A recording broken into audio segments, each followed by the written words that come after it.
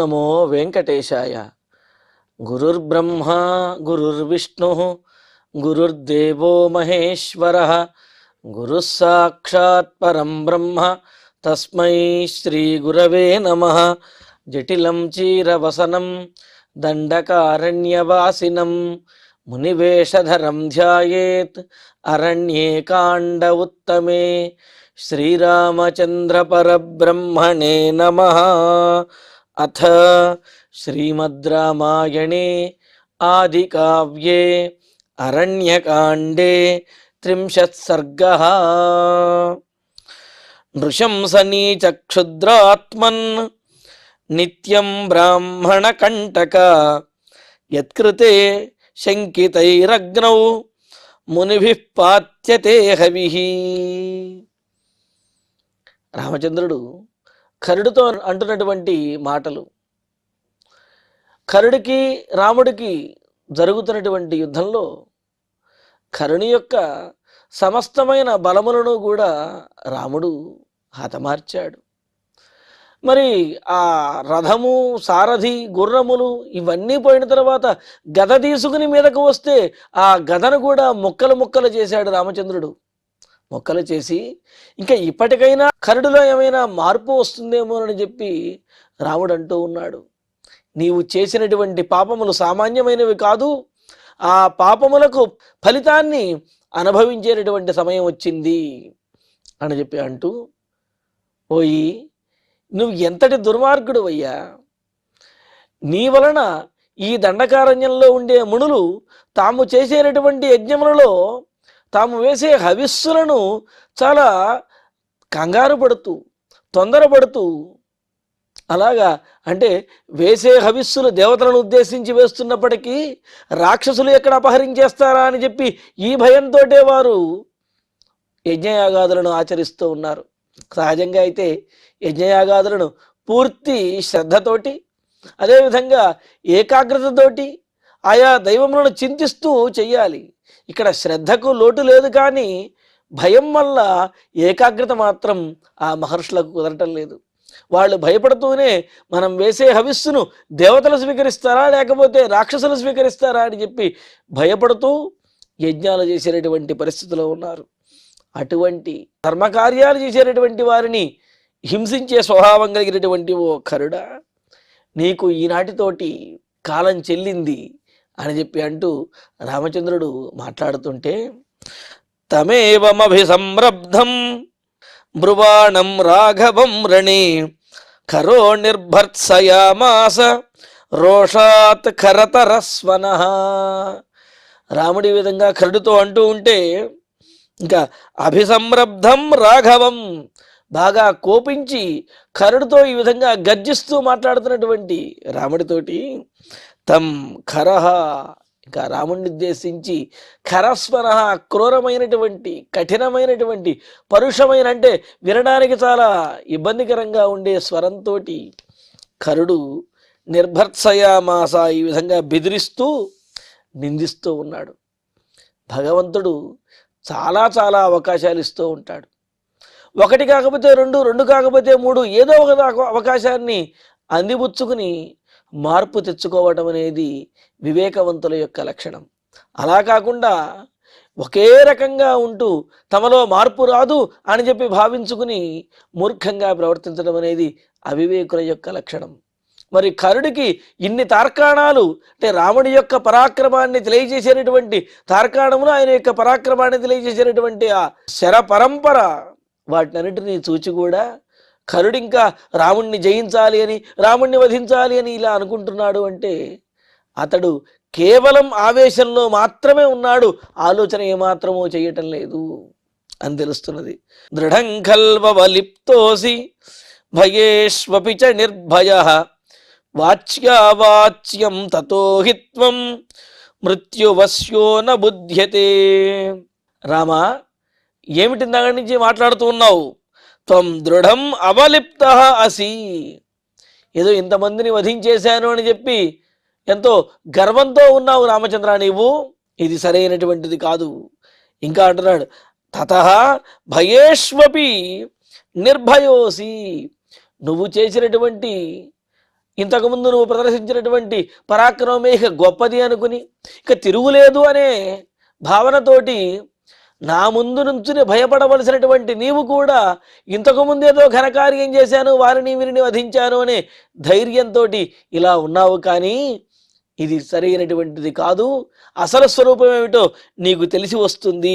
నా దగ్గర ఆయుధం లేదనే కదా, ఆయుధం లేకపోతే ఎందుకు, నా భుజబలం చాలు నిన్ను నిర్జించడానికి అని కరుడు మాట్లాడుతూ, త్వం వాచ్యావాచ్యం నబుధ్యసే, నీవు ఏది పలకాలి, ఏ మాట అనాలి, ఏ మాట అనకూడదనేది కూడా తెలియకుండా ఉన్నావు. సహజంగా మృత్యువు ముంచుకొచ్చినటువంటి వారు ఏం మాట్లాడుతున్నారో తెలియకుండా మాట్లాడినట్లుగా మృత్యువు వంటి నేను నీ ఎదురుగా నిలబడినప్పుడు నువ్వు ఆ విధంగా మాట్లాడుతూ ఉన్నావు. అంతేగాని నీ మాటలలో వాస్తవం లేదు.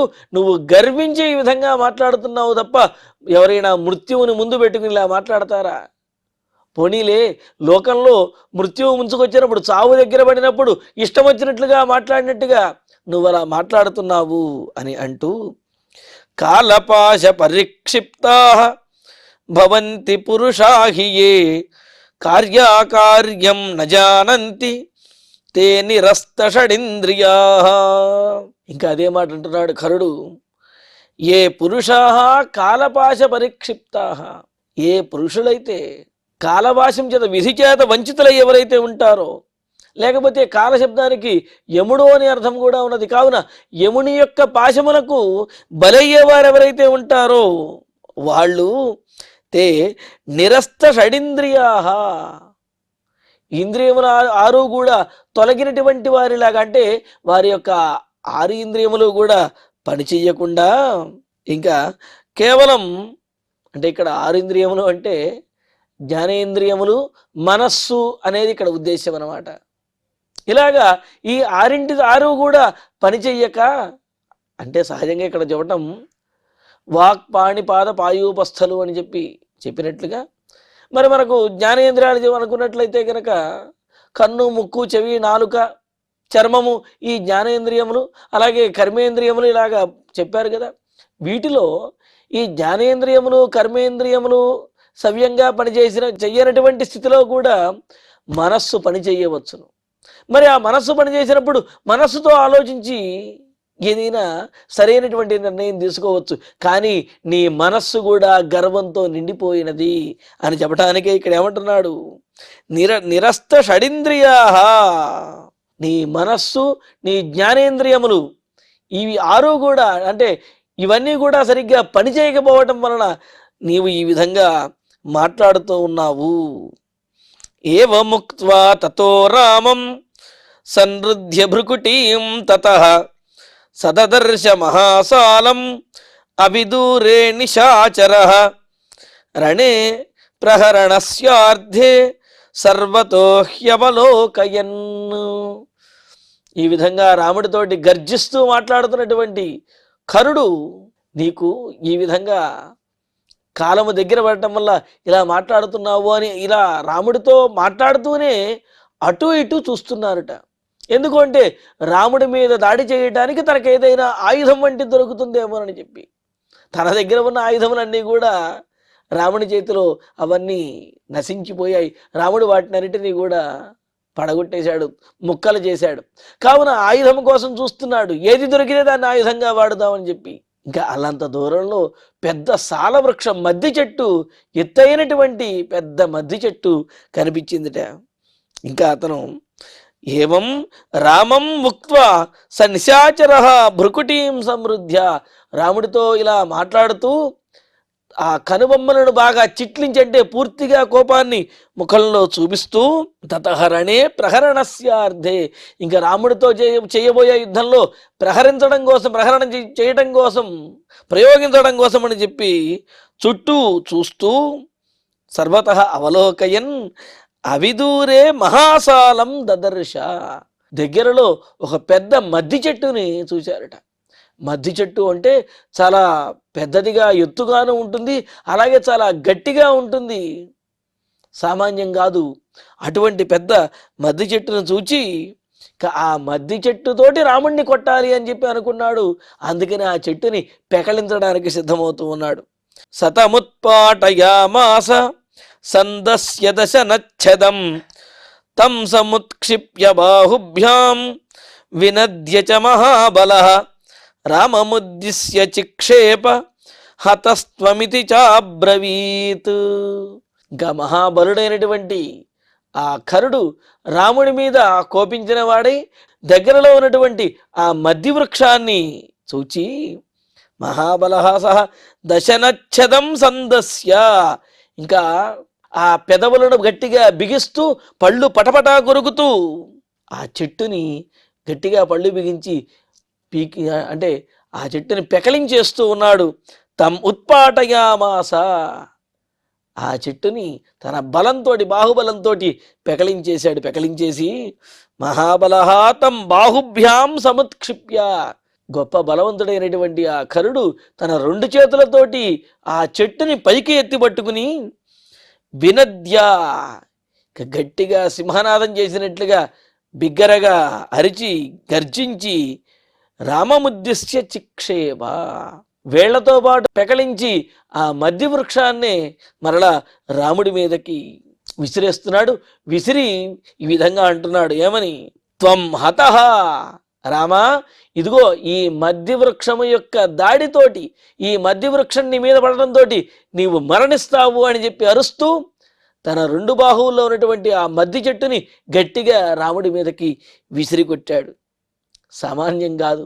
ఒక గదంటే ఏదో కొంత పరిమాణంలో ఉంటుందనుకోవచ్చు, కానీ ఎత్తైనటువంటి మద్ది చెట్టుని వేళ్లతో పాటు పెకలించి విసిరి కొట్టాడు అంటే అతని యొక్క బలం ఎంత గొప్పగా ఉన్నది, ఎంతదనే తెలుస్తున్నదన్నమాట. ఇంకా తన మీదకు విసిరినటువంటి ఆ మద్ది చెట్టుని రాముడు తన బాణాలతో కొడుతూ తమాపతంతం బాణౌఘైః చిత్వా రామ ప్రతాపవాన్ రోషమాహారయత్తీవ్రం నిహంతుం సమరేఖరం. ప్రతాపవాన్ రామ, మిక్కిలి ప్రతాపవంతుడైనటువంటి ఆ రామచంద్రుడు ఇంకా కోపించినటువంటి వాడై ఆపతంతం తం, తన మీద వచ్చి పడిపోతున్నటువంటి ఆ మద్ది చెట్టుని బాణౌఘైః చిత్వా, తన బాణ పరంపరలతోటి ఆ మద్ది చెట్టుని ముక్కలు ముక్కలుగా చేసేశాడు. అతడేమో మద్ది చెట్టుని వేళ్లతో పాటు పెకలించి అలా కొమ్మలతోటి వేళ్లతోటి రాముడి మీదకి వేస్తే, రాముడేమో తన బాణములతోటి గాలిలో ఉన్నటువంటి ఆ మర్రి చెట్టుని అక్కడే ముక్కలు ముక్కలుగా కొమ్మలు కొమ్మలుగా కాండంగా అలా ఛేదించే విధంగా నరికి పడేశాడు తన బాణములతోటి.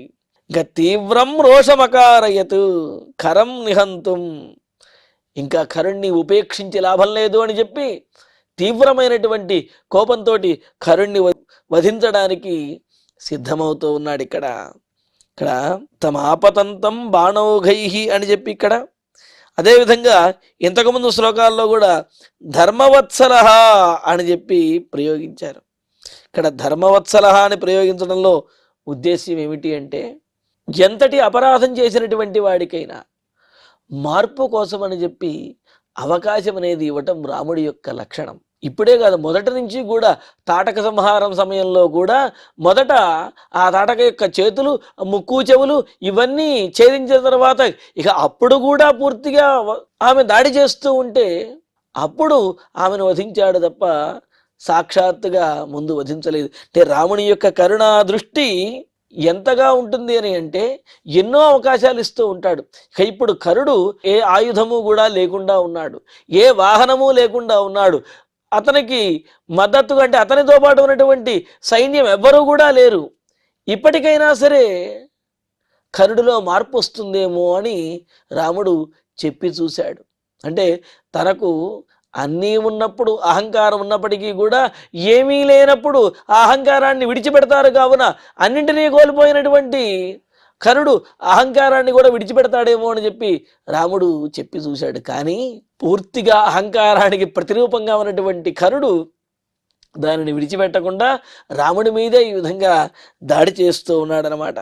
అందుకనే ఇక్కడ ఇంతకుముందు శ్లోకాల్లో ధర్మవత్సలః అని ప్రయోగించారు. అంటే ధర్మము యందు పూర్తి ఆసక్తి కలిగినటువంటి వాడు, ఎటువంటి వాడినైనా సరే మారటానికి అవకాశం ఇచ్చేటటువంటి వాడు.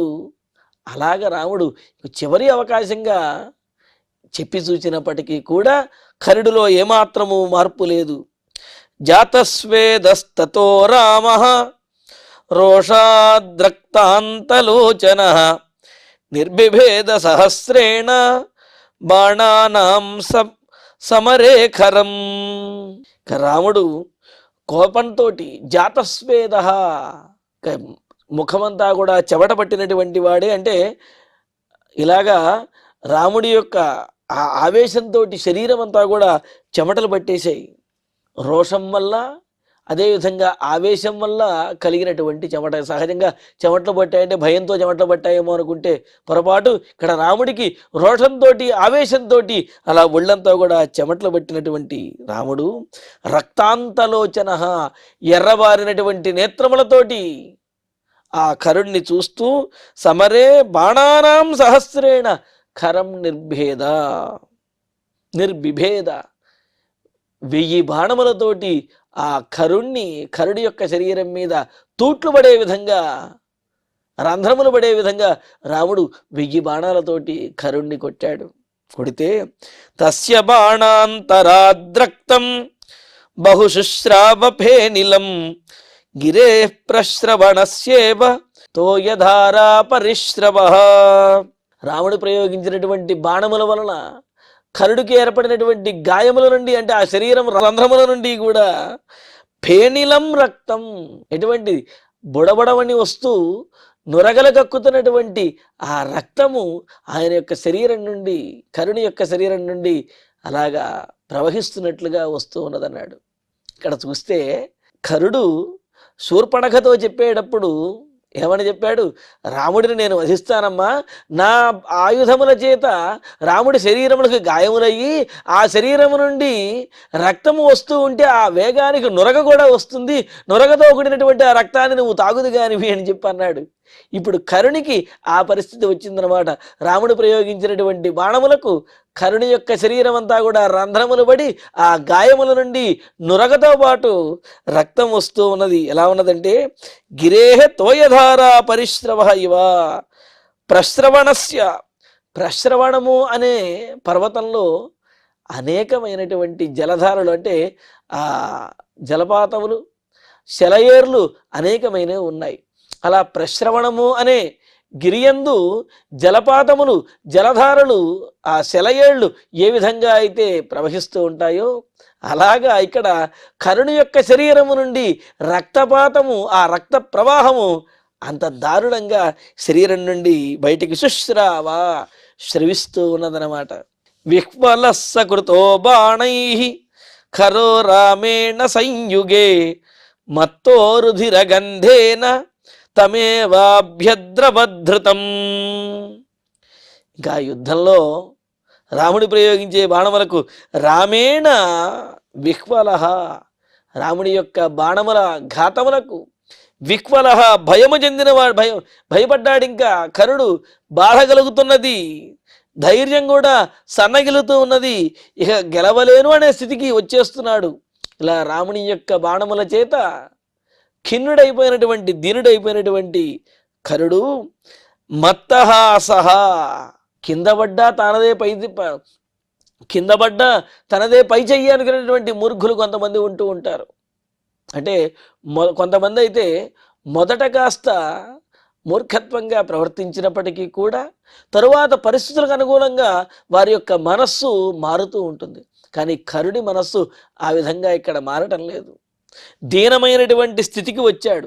రాముడి యొక్క బాణములకు ఎదురు లేదనే విషయాన్ని తెలుసుకున్నాడు. అయినప్పటికీ కూడా మదించినటువంటి వాడైన ఆ కరుడు రుధిరగంధేన ధృతం తమేవ అభ్యద్రవత్. ఇంకా శరీరమంతా రక్తమడుతూ రక్తశక్తంగా రక్తం కారుతూ ఉన్నప్పటికీ కూడా ఇంకా రాముడి మీద స్వయంగా ఇంకా అది ఇది ప్రయోగించడం కాదు, తన బాహువుల, తన భుజబలంతో, తన చేతులతోటే రాముడిని వధించేయాలి, రాముడిని దండించాలి అని చెప్పి ఇంకా కరుడు పరిగెత్తుకుంటూ రాముడి మీదకి దాడి చేయడానికి వెళుతున్నాడు. తన 2 బాహువులు కూడా పైకి ఎత్తి తమాపతంతం సంరబ్ధం కృతాస్త్రోరుధిరాప్లుతం అపాసర్పత్ ప్రతిపదం కించిత్ త్వరిత విక్రమ. ఇంకా తన మీదకు వస్తూ దగ్గరకు వచ్చేసినటువంటి కరుణ్ణి చూచి రాముడు కొన్ని అడుగులు వెనక్కి వేశాడు అని చెప్పి అన్నారు. రాముడు అడుగు వెనక్కి వేయటం అండి, అదేమిటి అని అంటే ఇక్కడ రాముడు ఏదో భయపడి అడుగులు వెనక్కి వేయలేదు. రాముడు బాణములను ప్రయోగిస్తూ ఉన్నాడు. బాణాన్ని ప్రయోగించాలి అంటే సంధించినటువంటి బాణాన్ని విడవడానికి కొంత స్థలం అనేది కావాలి. కానీ ఇక్కడ కరుడు బాణం వేసేంతటి దూరాన్ని కూడా ఉంచకుండా పూర్తిగా రాముడి దగ్గరికి వచ్చేశాడు. మరి అప్పుడు రాముడు ఏం చేయాలి? కొద్దిగా వెనక్కి వెళ్ళి ఆ బాణాన్ని వెయ్యాలి, అంతే తప్ప భయపడి వెనక్కి రాలేదు. కరుడు బాణం వేసేంతటి వ్యవధానం కూడా లేకుండా పూర్తిగా తన దగ్గరకు వచ్చేశాడు. కావున రాముడు 2 అడుగులు వెనక్కి వేశాడు. పైగా సింహము దాడి చేసే ముందు, ఆ ఏనుగుల మీద దాడి చేసే ముందు 2 అడుగులు వెనక్కేసి ఇంకా ఆ తర్వాత లంఘించి ఒక్క ఉదుటున దూకుతుందన్నమాట. అదేవిధంగా రామచంద్రుడు కూడా ఇక్కడ తనకు దగ్గరగా పూర్తిగా వ్యవధానం లేకుండా మీదకు వచ్చేసినటువంటి ఆ కరుడి మీద దాడి చేయడానికి కొన్ని అడుగులు వెనుకకు వేశాడు. దీంట్లో ఏమీ ఆయన యొక్క వీరత్వానికి లోటేమీ లేదు, దాడి చెయ్యటానికే అడుగు వెనక్కి వేశాడు అనే విషయాన్ని ఇక్కడ చెబుతున్నారు. ఇలాగా అంటున్నారు. ఇంకో కారణం ఏమిటి అంటే కరుడు పూర్తిగా రక్తసిక్తం అయిపోయి అలా మట్టి కొట్టుకుపోయినటువంటి శరీరంతో, రక్తసిక్తమైనటువంటి శరీరంతో తన మీదకు వచ్చేసి తన మీద పడుతున్నాడు. కావున అలా జుగుప్సాకరంగా ఉన్నటువంటి కరుడు తన మీద పడకుండా ఉండటం కోసం రాముడు కొన్ని అడుగులు వెనక్కి వేశారు అని చెప్పి అన్నారు. ఇలాగా రాముడు ఆ కరుడు తన మీద పడిపోతూ ఉంటే కొన్ని అడుగులు వెనక్కి వేసి ఇంకా కరుడిని సంహరించడానికి పూర్తిగా సిద్ధమవుతూ ఉన్నాడు. ఇక్కడ విశేషం అడుగులు వెనక్కి వేయడానికి 2 కారణములు అనుకున్నాం కదా. బాణం ప్రయోగించే వ్యవధానం కోసము అని చెప్పి, అలాగే ఆ కరుడు రక్తశక్తమై జుగుప్సాకరమైనటువంటి దేహంతో ఉన్నాడు కావున తన మీద పడకుండా ఉండటం కోసమని. ఇది ఒక నీతిని మనకు తెలియజేస్తున్నది. అవతలవాడు దుర్మార్గమైనటువంటి వాడు, దుష్టుడు, మూర్ఖుడైనటువంటి వాడు మీదకు వచ్చినప్పుడు ఏదో వాడి మీదకు వెళ్ళిపోవాలి అని అలా వెళ్ళినట్లయితే అది వాడి యొక్క మలినం కూడా మనకు అంటేటటువంటి అవకాశం ఉన్నది. ఇక రక్తసిక్తమైనటువంటి శరీరంతో జుగుప్సాకరంగా ఉన్నటువంటి వాడి ఇక మీదబడి పీకు తిందామా అన్నట్లుగా మీదకు వచ్చినటువంటి కరుడి మీద దాడి చేయడానికి, అతన్ని సంహరించడానికి రాముడు కొన్ని అడుగులు వెనక్కి వేసి ఇక ఇప్పుడు తన పరాక్రమాన్ని చూపించి కరుణ్ణి వధిస్తూ ఉన్నాడు. మరి ఆ కరుణ్ణి వధించేటటువంటి సన్నివేశాన్ని తరువాతి ప్రవచనంలో తెలుసుకుందాము. ఇక ఇప్పుడు శ్లోకాలను పారాయణ చేసుకుందాము. నృశంసనీచ క్షుద్రాత్మన్ నిత్యం బ్రాహ్మణ కంటక యత్కృతే శంకితైరగ్నౌ మునిభిః పాత్యతే హవిః తమేవమభిసంరబ్ధం బ్రువాణం రాఘవం రణే ఖరో నిర్భర్త్సయామాస రోషాత్ ఖరతరస్వనః దృఢం ఖల్వవలిప్తోసి భగేష్వపి చ నిర్భయః వాచ్యావాచ్యం తతో హి త్వం మృత్యువస్యో న బుధ్యసే కాలపాశ పరిక్షిప్తాః భవంతి పురుషా హి యే కార్యాకార్యం న జానంతి తే నిరస్తషడింద్రియాః ఏవముక్త్వా తతో రామం సమృద్ధ్య భృకుటీం తతః సదదర్శ మహాసాలం అవిదూరే నిశాచరః రణే ప్రహరణస్యార్థే సర్వతో హ్యవలోకయన్ సతముత్పాటయామాస సందస్య దశనచ్ఛదం తం సముత్క్షిప్య బాహుభ్యాం వినద్య చ మహాబలః రామముద్దిశ్య చిక్షేప హతస్త్వమితి చాబ్రవీత్ తమాపతంతం బాణౌఘైః చిత్వా రామః ప్రతాపవాన్ రోషమాహారయత్తీవ్రం నిహంతుం సమరేఖరం జాతస్వేదస్తతో రామః రోషాద్రక్తాంతలోచనః నిర్బిభేద సహస్రేణ బాణానాం సమరేఖరం తస్య బాణాంతరాద్రక్తం బహుశుశ్రావఫేనిలం గిరేః ప్రశ్రవణస్యేవ తోయధారా పరిశ్రవః. విహ్వలः సకృతో బాణైః ఖరో రామేణ సంయుగే మత్తో రుధిరగంధేన తమేవ అభ్యద్రవద్రుతం తమాపతంతం సంరబ్ధం కృతాస్త్రో రుధిరాప్లుతం అపాసర్పత్ప్రతిపదం కించిత్ త్వరిత విక్రమః. ఇత్యార్షే శ్రీమద్ రామాయణే ఆదికావ్యే అరణ్యకాండే 30 సర్గే 12 శ్లోకాః. ఇక ఇప్పుడు క్షమాప్రార్థన మంగళాంతంగా ఈనాటి ప్రవచన పారాయణ కార్యక్రమాన్ని పరిపూర్ణం చేసుకుందాం. యదక్షరపదభ్రష్టం మాత్రాహీనంతు యద్భవేత్ తత్సర్వం క్షమ్యతాం దేవ నారాయణ నమోస్తుతే. కాయేన వాచా మనసేంద్రియైర్వా బుద్ధ్యాత్మనా వా ప్రకృతే స్వభావాత్ కరోమి యద్యత్ సకలం వరస్మై నారాయణాయేతి సమర్పయామి. శ్రియః కాంతాయ కళ్యాణ నిధయే నిధయేర్ధినాం శ్రీవేంకట నివాసాయ శ్రీనివాసాయ మంగళం.